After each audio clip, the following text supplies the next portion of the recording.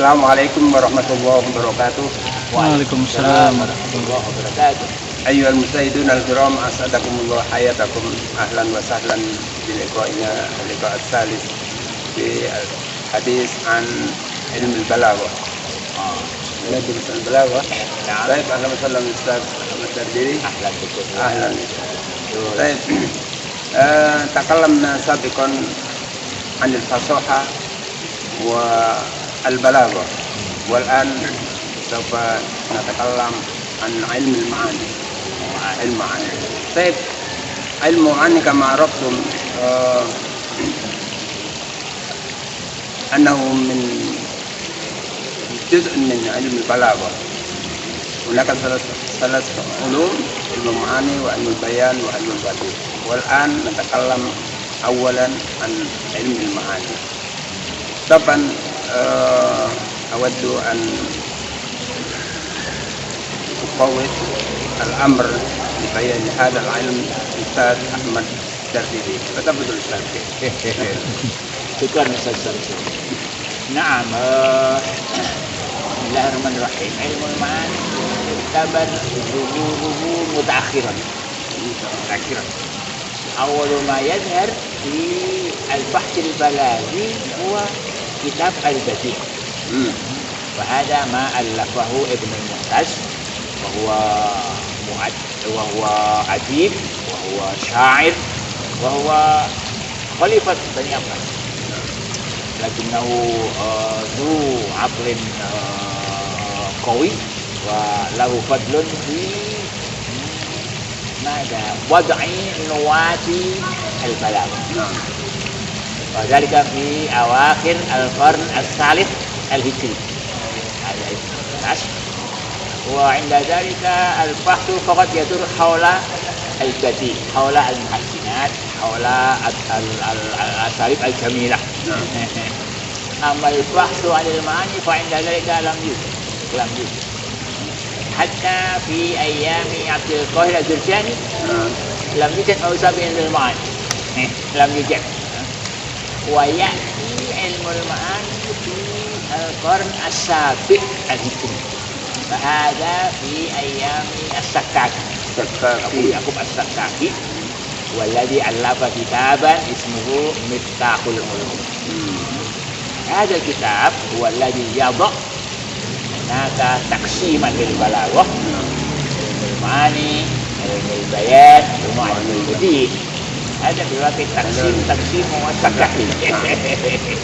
وحتى عبد القاهر الذي لم يدع هذا التقسيم، ذلك يرجع الفضل في إظهار علم المعاني في يد السكاكي، أبو يعقوب السكاكي. وهذا في القرن السابع الهجري أو قرن الثالث عشر الميلادي. وحتى الآن الناس يرجعون في بيان البلاغة إلى هذه العلوم الثلاثة: المعاني ثم البيان والبديع. ويعتبر المعاني ممكن من أسهل هذه العلوم الثلاثة. لذلك نود أن نبدأ البحث البلاغي من علم المعاني. هذا هو تعريف. Pemirsa, jadi seperti yang dijelaskan oleh Ustaz tadi, jadi ilmu ma'ani ini ilmu yang lebih mudah di antara dua yang lain, ilmu bayan dan ilmu badi. Terutama bayan itu lebih sulit pemahaman karena rumit, lebih detail, lebih halus. Jadi kalau orang bertanya apa sih ilmu ma'ani itu, itu gimana penjelasannya? Betul, ilmu ma'ani itu apa? Ini hemat saya ilmu yang paling sadar akan mukhatab. Mengapa? Karena ilmu ini membahas bagaimana membuat ungkapan yang sesuai dengan kondisi mukhatab, lawan bicara ya. Kalau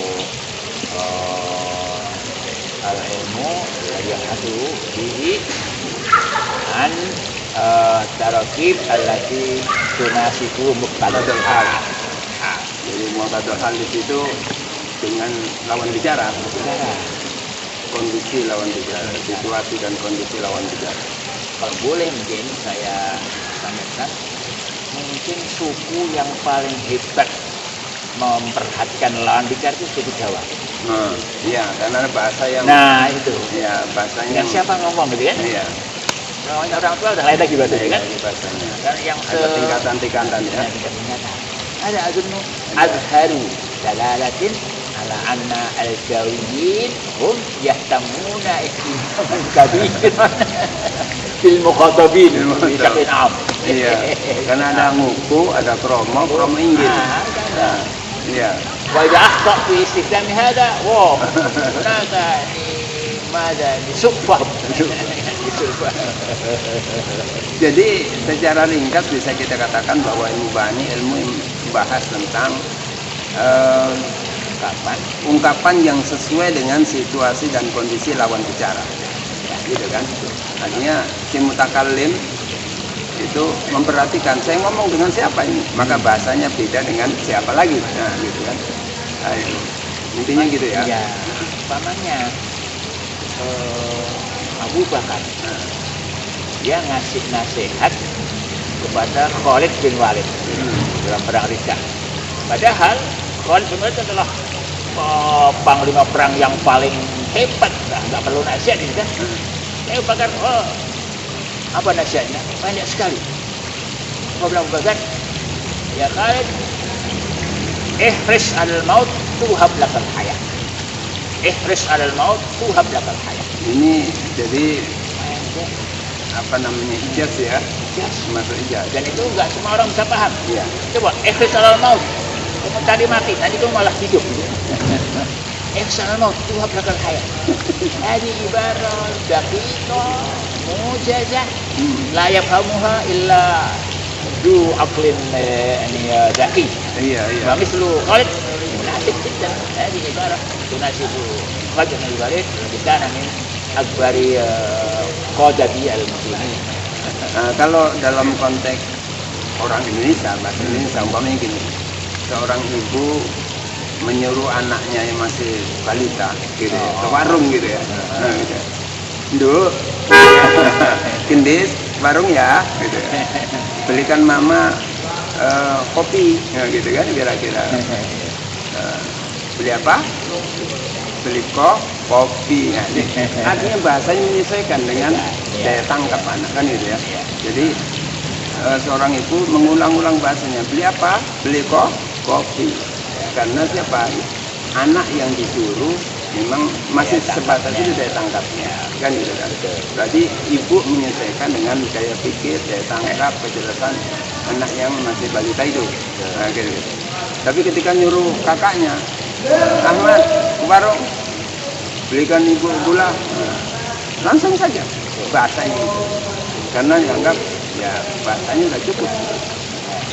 Artinya itu sesuai dengan situasi kondisi lawan bicara.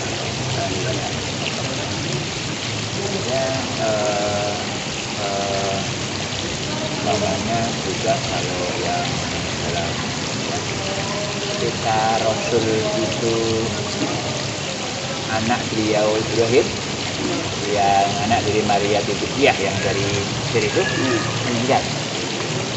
Nabi berinak air mata.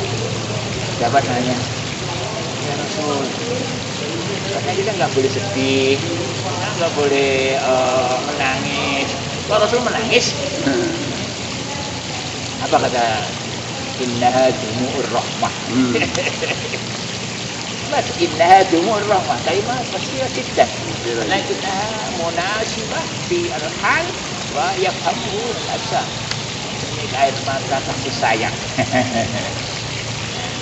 Wa ikhtiyaru al-fad al-mujazah ada yahtaj ila zakat.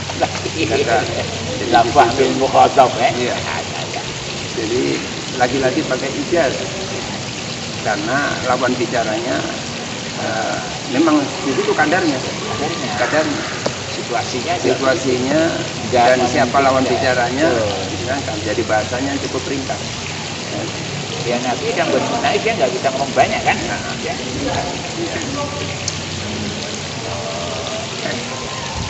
Kalau contoh dalam bahasa Indonesia lagi supaya pemirsa ini lebih jelas lagi, apa itu? Umpamanya anak kalian udah nangis gitu. Mesti harus halus ngomongnya. Diam deh, nanti dibeliin ini, ya.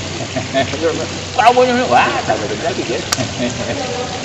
Ini memang itu juga sebenarnya bisa otomatis. Iya. Secara naluriah orang itu akan menyesuaikan dengan situasi bicaranya, gitu ya. Kalau juga saudara nggak susah itu, praktek itu jalan biasa aja. Jalannya. Artinya dalam kehidupan sehari-hari kita orang Indonesia juga sudah menggunakan ilmu ma'ani. Cuma di dalam pelajaran Pancasila nggak ada istilah-istilah itu, nggak dibahas. Sementara dalam bahasa Arab itu sangat detail. Gitu kan. Ada mantik itu ya. Dan masih terkait balagha dan mantik. Ya biasanya itu kalau doa itu yang biasanya dipanjang-panjangkan macam doanya Nabi Zakaria juga Rabbi inni wahanal azmi wasta'al rasulika walam akun bidu'aika Rabbi Zakaria Rabbi saya panjang-panjang karena apa? Berdoa itu kan ingin menghadirkan hati, ingin untuk menyentuh yang hidup. Sama kalau anak mamanya kan kalau meminta uang ke bapaknya, Pak ada uang, tidak dikasih kan? Bapak baik deh, ini kasih kan banyak itu kan? Saya kira secara otomatis sebenarnya mungkin naluri orang tidak mendorong kita untuk melakukan ungkapan yang sesuai dengan situasinya itu. Abu Nuwas yang lebih cerdik lagi itu. Robbi ilahi itu ya azumat dunubi. Antum dunubi kasran kalau katanin tu bi anna apaka antum. Jadi begitu merayunya. Saya tahu dosaku ini besar, banyak. Tapi saya juga tahu ampunanmu jauh lebih besar dari itu kan. Nah itu rakyat gombal kuatnya itu betul itu sangat menyentuh ya. Iya aku dosanya besar banyak gitu ya. Tapi saya lebih tahu lagi bahwa ampunan Allah jauh lebih besar. Wah. Nah itu kan berarti ya lagi-lagi main bahasa ya. Bahasa.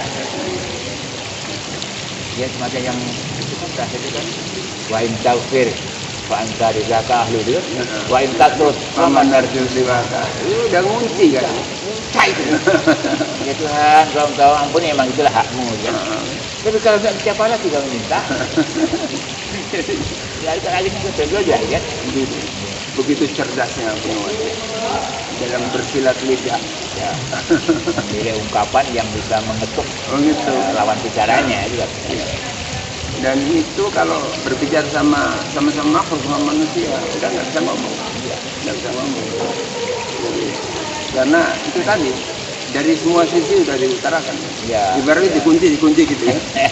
Kan gitu kan. Udah masuk ke satu ruangan dia terperangkap, terperangkap kan. Ya, Lawan bicara jadi terperangkap. Nah ini karena dialognya sama Allah, dia menguasai bahasa, menguasai rasa, yang cerdas gitu ya. Cerdas. Jadi lawan bicara itu terkungkung oleh kata-kata terpaku dia. Jadi kalau ini terpaksa juga gitu ya. Dibuat terpaksa. Itu memang kuncinya ilmu ma'ani membutuhkan memahami situasi dengan baik, membutuhkan memilih kata yang tepat, ya, dan membutuhkan mungkin gambaran-gambaran yang bisa mendesak mukhatab untuk mengikuti apa yang kita mau. Oleh karena itu saya ingat dosen kita guru kita almarhum Ustaz Muhsin Hidayat mengatakan ilmu ma'ani itu an-nahwul 'ali. An-nahwul 'ali, jadi nahwu tingkat tinggi. Betul. Waktu itu menjelaskan inna itu di mana letaknya, itu ada aturannya naruhnya. Kalau dalam ilmu nahwu nggak ada mengatur inna, tapi pada furujul khabar an mubtada dhahir wala tukhatibni fil ladzina zalamu innahum mughraqun, itu innanya ada. Jadi beliau menjelaskan ini an-nahwul 'ali, tingkat tinggi, karena mengatur di mana inna itu berada. Ya. Dia tidak hanya pada kata, tapi di mana kata itu dipakai. Betul. Kalau nahwu kan terbatas di kata itu begini, gitu kan. Bagaimana makainya itu balaghah nanti. Balaghah di situ. Maka disebut an-nahwul 'ali. Abdul Wahid juga begitu. Intinya balaghah itu nahwu. Ya. Karena memang Abdul Wahid sebelum jadi ahli balaghah dia udah jadi ahli nahwu. Dia termasuk yang mensarah nahwunya Ali Al-Farisi jadi 30 gitu. Meringkas lagi dari Al-Muqtasid dalam pasti itu. Memang dia nahwunya luar biasa.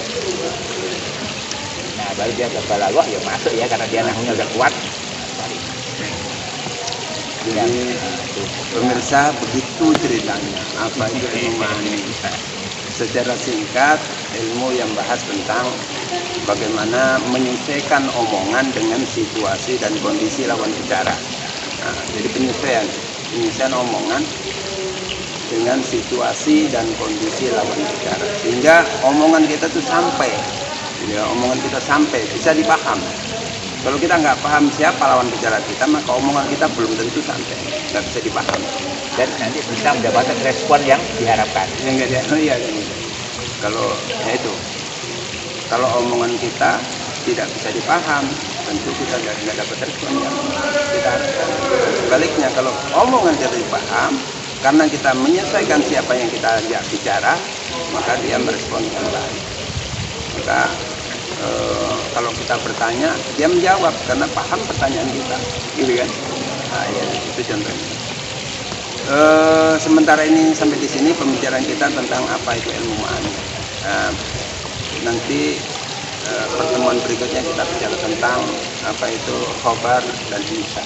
Nah, ini kita awali dari situ ya. Bagian dari ilmu ma'ani. Wa syukran jazilan ala husni timamikum wa ila liqa insyaallah. Wassalamualaikum warahmatullahi wabarakatuh. Waalaikumsalam warahmatullahi wabarakatuh.